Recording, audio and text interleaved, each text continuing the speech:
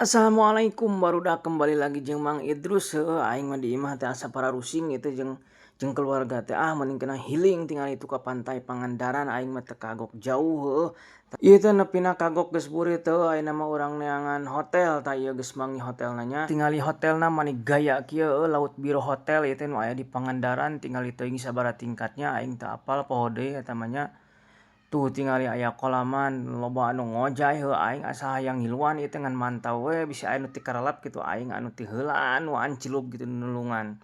Tapi barudak aing jigah nu nya jigah nu rek nya rek nulungan anu ti karelap padahal mah aing ge teu bisa ngojay ngabecanda we hungkulnya. Tah barudak bisi maneh rek ka Pangandaran nya sing inget kana rekomendasi hotel anu ceuk urang tah ieu Laut Biru Hotel, hotel anu paling nyaman, anu paling hareunah jeung aya kolamna barudak bisi maneh rek mararandi eueuh cai di imah tah ieu tah dina kolam hotel ieu tah. Geus heula barudak sakitu heula nya vlognya nya aing rek udud heula ieu geus teu kuat ieu geus careham geus ararateuleuk ieu nya.